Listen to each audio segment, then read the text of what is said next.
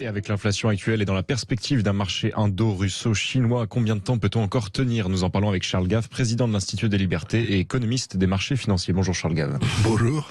Alors Charles Gave, on regarde un peu tout cela. Effectivement, ça fait maintenant une semaine que se passe ce conflit, cette invasion, cette agression. Appelons-la comme... Il y a plusieurs mots pour ça, mais en fait... Justement, c'est aux financiers, aux connaisseurs de la finance.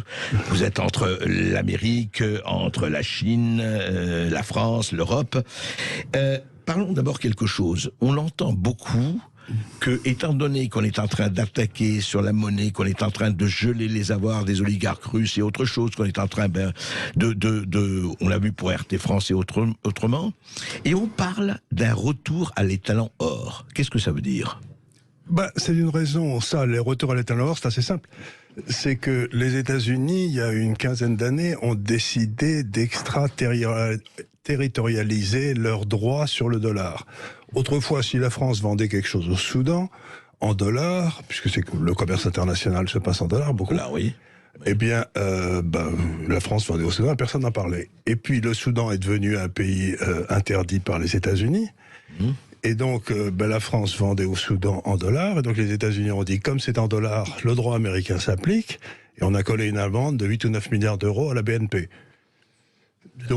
Et puis ensuite, on a saisi les réserves de change de l'Iran, par exemple. Et maintenant, on vient de saisir les réserves de change en dollars et en euros de la Russie.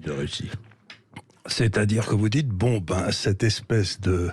Pax Americana qui régnait depuis 1946, où si j'avais des dollars, une fois que je les avais gagnés, ils étaient à moi, j'en faisais ce que je voulais, c'est fini. Donc le droit américain maintenant s'applique à tous les actifs en dollars, c'est-à-dire que dans toute transaction dans le monde aujourd'hui, il y a 3 types qui sont au courant, vous et moi si on s'est vendu quelque chose, et la CIA en dollars. Donc vous pensez bien que tout passe par le dollar. Oui, si ça passe par le dollar. Si ça passe par le dollar. Mais si on faisait des affaires entre vous et moi en or, la CIA ne serait pas au courant.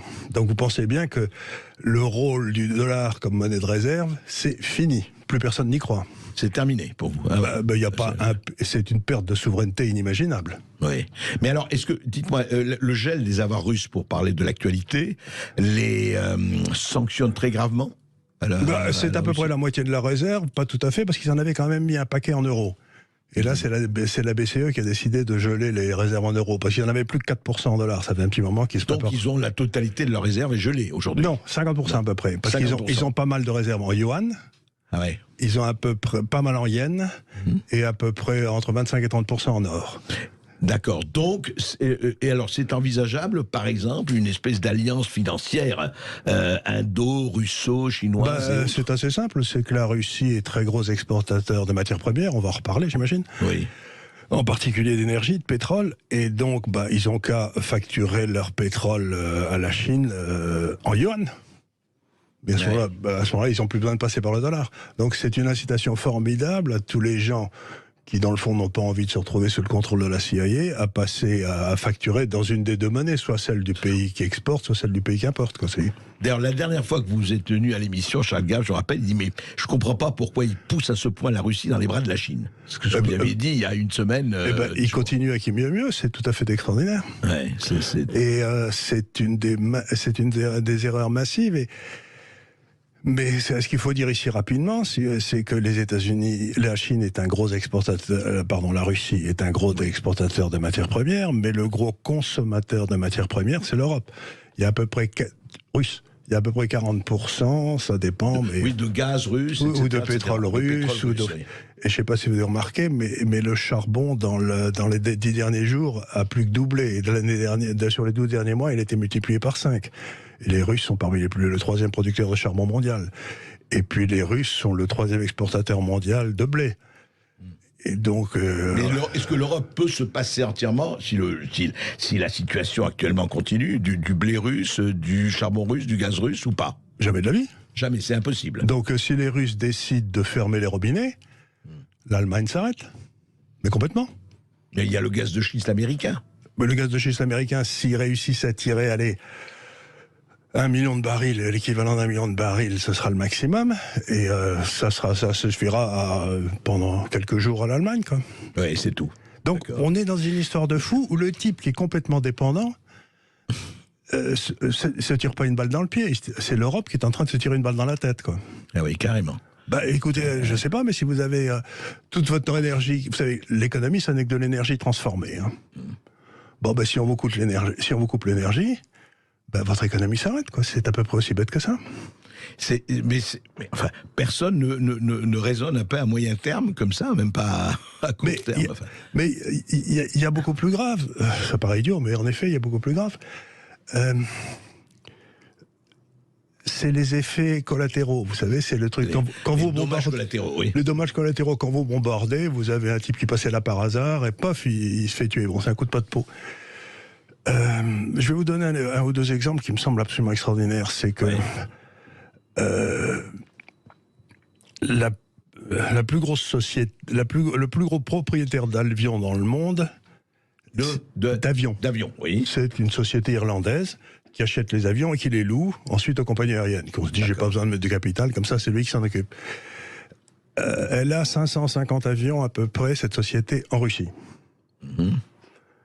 Et donc, ben maintenant, les Russes ne peuvent plus faire sortir leurs avions. Et donc, ben, ils payent plus. Ouais.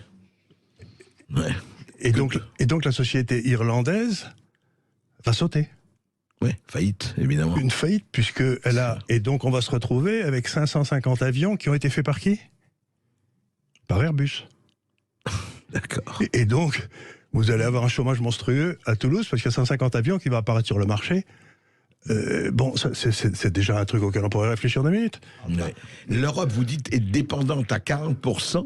Voilà. Des Russes du point de vue de l'énergie, etc. Enfin, de l'énergie mais le prix du blé est en train de monter comme une fusée, parce que certes, la Russie est un gros exportateur de blé, mais l'Ukraine aussi. Donc la campagne de cet été va peut-être pas être terrible en Ukraine. Hein. Ouais. C'est à peu près la moitié des exportations russes. Et donc le prix du blé monte. Mais chaque fois que le prix du blé est monté dans l'histoire, il y a eu des révolutions en Afrique du Nord. Parce que les gens, ils n'avaient plus rien à bouffer. Puisqu'ils bouffent du couscous, si vous voulez. C'est fait avec quoi le couscous ? Avec du blé dur. Hein. Donc il y a toute une série de trucs. C'est les jeux de domino, quoi. C'est le jeu de domino. Et en plus, la Russie, aujourd'hui, a des comptes courants excédentaires, c'est-à-dire une balance commerciale excédentaire. Elle a un budget excédentaire. Elle a des réserves de change qui lui permettent d'importer pendant au moins 2 ans tout ce dont elle a besoin, même si elle ne vend rien à l'étranger. Elle n'a pas de dette intérieure, elle n'a pas de dette extérieure, donc elle s'est parfaitement préparée à cette guerre. Elle peut vivre en autarcie. Elle peut vivre en autarcie pendant 2 ans, ce que vous dites. 2 ans. Et puis nous, on ne peut pas vivre 2 mois. Donc on est là en train de courir partout, de crier démocratie, démocratie en sautant sur nos chaises, comme disait De Gaulle, mais je pense pas que les gens aient bien conscience du rapport des forces. Par Swift. Donc on dit aux Russes, Swift c'est fini. Mais les Russes vont être très embêtés avec ça quand même. Les Russes sont très embêtés, mais c'est là où ça devient presque risible, c'est que dimanche matin, on annonce fièrement que les Russes n'auront plus accès à Swift. Oui. Et alors, il y a dû y avoir quelques coups de téléphone donnés par Deutsche Bank et BNP aux gens qu'il faut, en leur disant, dites les gars, on va pas vous faire de peine, mais nous, si les Russes n'ont plus accès à Swift, ils peuvent plus nous payer pour l'énergie, pour le pétrole. Donc, si ça vous fait rien, on aimerait que Swift soit arrêté pour les Russes, pour les achats de sucettes ou de voitures, mais pas pour les achats d'énergie. Hein, faut pas déconner quand même. Il y a tout de suite l'exception. Tout de suite. Et d'un seul coup, ils ont le soir, il y avait le deuxième communiqué qui arrivait en disant oui, on coupe Swift, mais pas pour l'énergie. Comme c'est là que les Russes ont tout leur pognon, ils auraient mieux fait de pas le couper du tout. Vous voyez ce que je veux dire?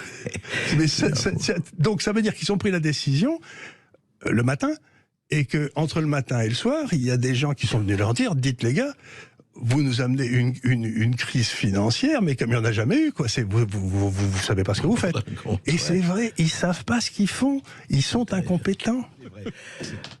Charles Gave, juste, honnêtement, on a très peu de temps, mais en une phrase, on peut quand même sortir de là. C'est pas quand même l'apocalypse now. Regardez le système financier européen. Honnêtement, parce que le système implose, c'est en Europe.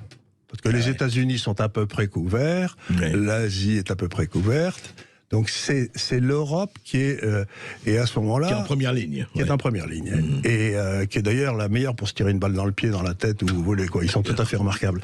Et à ce moment-là, vous risquez d'avoir des problèmes considérables à l'intérieur de l'euro. Eh oui. Parce que vous allez vous retrouver d'abord avec une inflation qui est en train de partir comme une fusée, hein. Et ensuite, ça amuse pas les Allemands, l'inflation, mais c'est là où elle est la plus forte en Europe aujourd'hui, hein. C'est assez rigolo, c'est les pauvres Allemands, c'est eux qui dégustent le plus. Et une fois que mais vous pouvez pas monter les taux. Bien sûr. Mais si la BCE l'a dit, on ne monte pas les taux. On monte pas les taux. Donc, mais si on monte pas les taux, ça veut dire que l'inflation va continuer d'être plus belle. Et donc l'euro va se viander, et que les Allemands vont devenir énervés, et qu'à un de ces quatre, les gens vont dire, mais j'en ai marre de cet euro, qu'est-ce que c'est que cette connerie? C'est pour ça qu'ils ont mis 100 milliards pour leur armement. Ils vont devenir la grande... Oui, et alors que les gens pensent que réarmer les Allemands soit une bonne idée, me laisse pantois.